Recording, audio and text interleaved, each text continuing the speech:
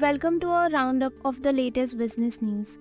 In this edition, we bring you a diverse mix of news stories from the world of finance, technology, and consumer markets. From regulatory action by SEBI to Amazon layoffs, we have got you covered. We also look at the impact of RBI decision to pause rate hikes on realty, auto, and bank stocks. Additionally, we bring you insights into Indian growing air conditioning market and Twitter's decision to unfollow all accounts under its verified program. So let's get started.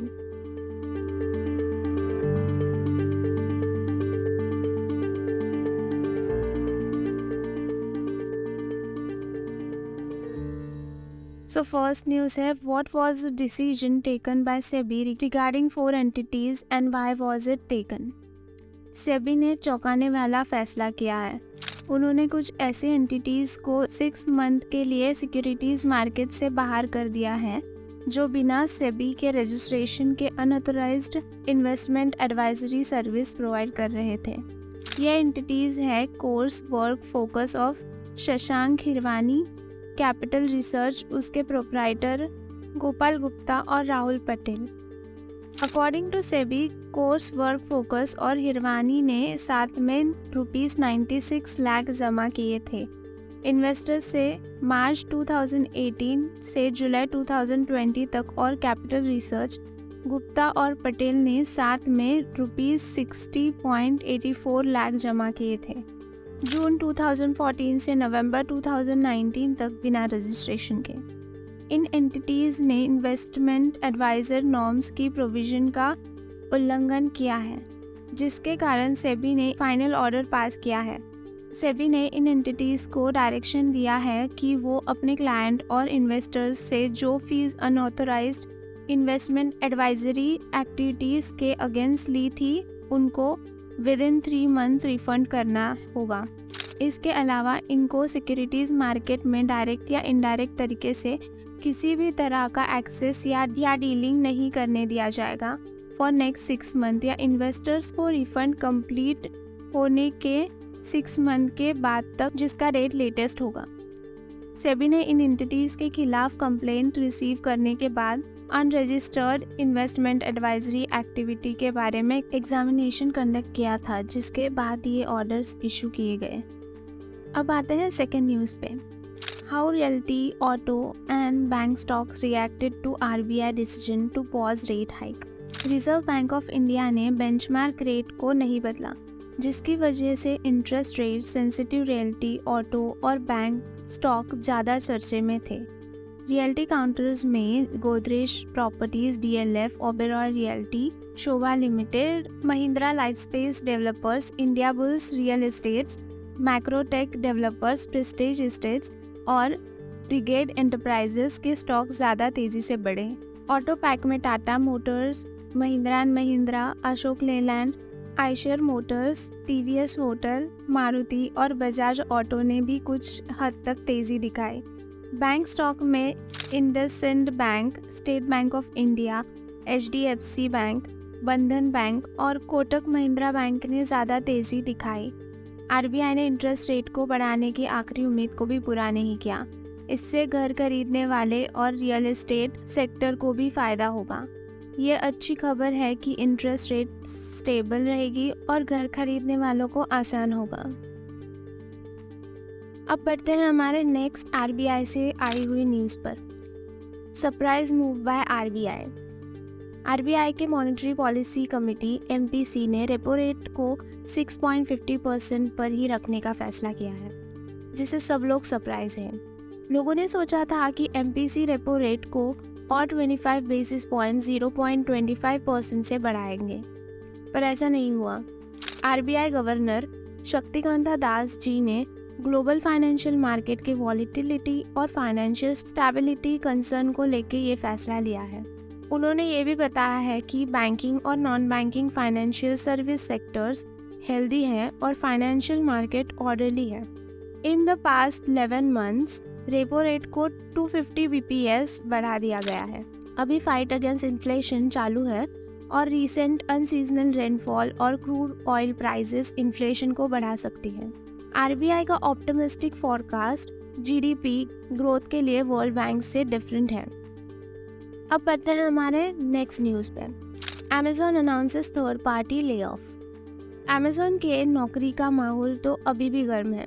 हाल ही में 27,000 employees को company से निकाल दिया है और अब gaming sectors में भी 100 से ज़्यादा लोगों को निकाला गया है।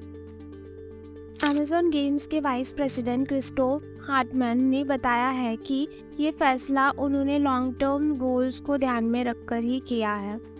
उनके एक मेमो में लिखा था, हमने अपने करंट प्रोजेक्ट्स को इवैल्यूएट करके अपने लॉन्ग टर्म गोल्स को ध्यान में रखकर ये डिफ़िकल्ट डिसीजन लिया है कि हमारे प्राइम गेम ग्रोथ और हमारे सैन डिएगो स्टूडियो से लगभग 100 एम्प्लॉयज़ को निकालना पड़ेगा।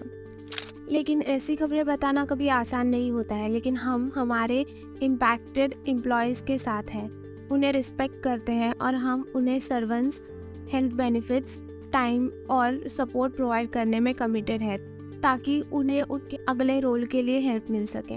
हमारे सेल्फ डेवलपमेंट एफर्ट्स और प्रोजेक्ट में इन्वेस्टमेंट करना जारी रहेगा और हमारे टीम्स अपने प्रोजेक्ट के डेवलपमेंट के साथ ग्रो करते रहेंगे, उन्होंने ये कहा है।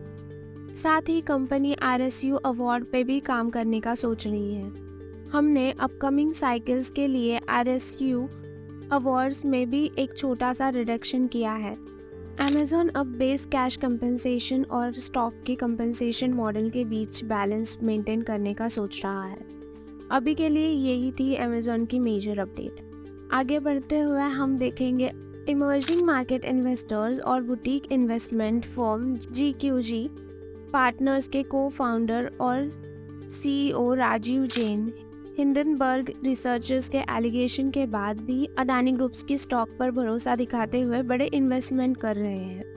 उन्हें विश्वास है कि कुछ अदानी ग्रुप के स्टॉक अगले कुछ सालों में मल्टीबैगर्स बन सकते हैं। हिंडनबर्ग ने अदानी ग्रुप को स्टॉक मैनिपुलेशन और ऑफशोर टैक्सेस हैवन का गलत उपयोग करने का आरोप लगाया था, जिसके बाद GQG ने अदानी फैमिली ट्रस्ट के साथ ब्लॉक डील्स करने अदानी एंटरप्राइजेस को लगभग $662 मिलियन, 3.4% स्टेक्स, अदानी पोर्ट को $640 मिलियन, 4.1%, अदानी ट्रांसमिशन को $230 मिलियन, 2.5% स्टेक और अदानी ग्रीन एनर्जी को $340 मिलियन, 3.5% स्टेक में खरीदा है। JNG ने बताया कि अदानी एंटरप्राइजेस ने कोविड के दौरान मुंबई एयरपोर्ट को खरीदा, जिसके बाद स्टॉक्स के प्राइसेस बढ़ गए हैं। उन्होंने ये भी कहा है कि बिजनेस की ग्रोथ ट्रिमेंडस रही है और अभी कोई फंडिंग या रीफाइनेंसिंग इशू नहीं है। उन्होंने बताया कि स्टॉक्स की प्राइस गिरने से GQG के लिए एक अट्रैक्टिव एंट्री पॉइंट बन गया है। स्टॉक 75 to 80% डाउन है, तो आपका ध्यान उसी पे जाएगा, according to Financial Times. JNG ने यह भी क्लैरिफाई किया है कि उन्हें शॉर्ट सेलर के एलिगेशन से कोई परेशानी नहीं है। क्या ये बिल्कुल साफ है? नहीं, ये बिल्कुल साफ नहीं है। क्या ये फ्रॉड है? नहीं, ये कोई फ्रॉड नहीं है। तो दोनों में फ़र्क क्या है? और बीच में आपको बहुत सस्ते वैल्यूएशन में कुछ इररिप्लेसेबल असेट्स मिल रहे हैं, जिसके ट्रिमेंडियस अपसाइड है अकॉर्डिंग टू हिम। उन्होंने ऑब्जर्व किया है कि हिंडनबर्ग ने कंपनी के फिजिकल असेट्स, रेगुलर असेट्स और मोनोपोलिस्टिक असेट्स के बारे में मेंशन नहीं किया है, जो हार्ड टू रेप्लिकेट होते हैं। अदानी ग्रुप की करंट एबिटा ₹61,200 करोड़ है, जबकि उनका नेट डेब्ट ₹1.89 लाख करोड़, लगभग $23 बिलियन है। JNG अदानी ग्रुप के एग्जीक्यूटिव्स, बॉन्ड होल्डर्स, एनालिस्ट और इन्वेस्टर्स से मिलने गए थे, जिसके बाद उन्होंने एलिगेशंस के बारे में उनके कंसर्न्स को एड्रेस करने की कोशिश की थी। अब बढ़ते हैं नेक्स्ट न्यूज़ पे, जो कि है AC मार्केट से। अभी के दिनों में तो गर्मी का मौसम हद से ज़्यादा बढ़ गया है और इसलिए एयर कंडीशनर की डिमांड भी बढ़ गई है और इस साल AC 1 करोड़ से भी ज़्यादा बिक रहे हैं, जो पहली बार होगा। अगला टारगेट भी सिर्फ 4 साल में 2 करोड़ AC बेचने का है। ग्लोबल लेवल पर हर साल 15 करोड़ एसी बेचे जाते हैं और अकॉर्डिंग टू चाइना उनके यहाँ 8.5 करोड़ से भी ज़्यादा एसी बेचे जाते हैं। इसके मुकाबले इंडिया के 1 करोड़ एसी बेचने का टारगेट काफ़ी कम लगता है, लेकिन इंडियन एसी मार्केट के लिए ये काफ़ी बड़ी अचीवमेंट है। According to the Blue Star managing director, India में रूम एसी के पेनिट्रेशन सिर्फ 6 से 7% है और 95% एसी बायर्स पहली बार बायर्स हैं।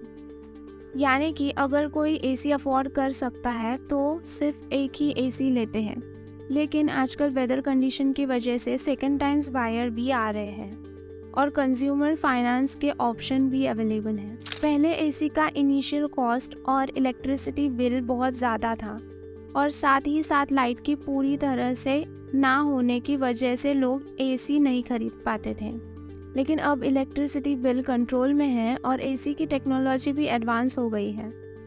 2022 के एसी ने 2000 के एसी के कंपैरिजन में 85% लेस पावर कंजम्पशन होती है। इसके अलावा इंडियन गवर्नमेंट ने production linked incentives for manufacturing शुरू किया है, जिससे कि एसी के मार्केट्स को बहुत फ़ायदा हो सकता है। ये सभी लीडिंग एसी ब्रांड्स के लिए भी एक अच्छी अपॉर्चुनिटी है मार्केट में अपना डोमिनेंस शो करने के लिए। इसलिए अगले कुछ सालों में एग्रेसिव मार्केटिंग एंड सेल्स देखने को मिलेगी। इस साल के माइलस्टोन के बाद एसी मार्केट को और भी ग्रोथ मिलने वाला है। अब गर्मी के मौसम में ठंडे ठंडे हवा का मज़ा ले और अपने घर में एसी लगा के रखे। अब बढ़ते हैं हमारी लास्ट न्यूज़ पर। Twitter verified unfollows all account, is it time to pay for a blue tick? Twitter के सीईओ एलॉन मस्क ने पेड ब्लू टिक चेकमार्क के लिए जोर लगाया था, लेकिन व्हाइट हाउस ने वेरीफाइड टैग के लिए पैसे देने से इनकार कर दिया। सब्सक्रिप्शन स्कीम के खिलाफ जब लोगों ने आवाज़ उठाई थी, एलॉन मस्क ने अप्रैल 1 को कहा कि सभी लेगेसी अकाउंट वेरीफाई के ब्लू टिक चेकमार्क को हटा दिया जाएगा, जो ट्विटर ब्लू टिक सर्विस के लिए $8 महीने के लिए साइन अप नहीं करते हैं। लेकिन अभी तक इनसे ऐसा कुछ नहीं किया गया। लेकिन ट्विटर वेरीफाइड अकाउंट ने फ्राइडे को सभी को अनफॉलो कर दिया, जिसमें पहले से 4,20,000 लीगेसी वेरीफाइड अकाउंट शामिल थे। एलॉन मस्क ने अभी तक कोई एक्सप्लेनेशन नहीं दिया इस पे, लेकिन इससे वेरिफिकेशन रिमूवल की तरह कदम बढ़ाने का इशारा हो सकता है। अकॉर्डिंग टू मैशविल रिपोर्टर, सिर्फ ट्यूसडे तक 12,305 अकाउंट ने paid Twitter blue tick plan के लिए सब्सक्राइब किया था। न्यूयॉर्क टाइम्स के ब्लू टिक को ट्विटर ने हटाया है जब न्यूज़ ऑर्गेनाइजेशन ने प्लान के लिए पैसे देने से मना किया। कुछ और भी ऐसे न्यूज़ आउटलेट हैं जैसे कि वॉशिंगटन पोस्ट और CNN ने भी ट्विटर वेरिफिकेशन के लिए पैसा देने से इनकार किया है।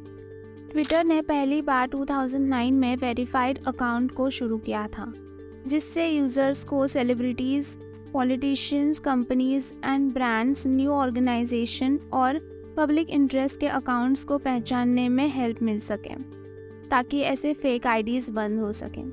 आपका इस बारे में क्या ख्याल है, ये हमें ज़रूर कमेंट्स में बताएं। तो ये थे लास्ट वीक के कुछ टॉप न्यूज़। आज के लिए इतना ही। मिलते हैं अगले वीकली बिजनेस बुलेटिन में। तब तक के लिए स्टे ट्यून्ड।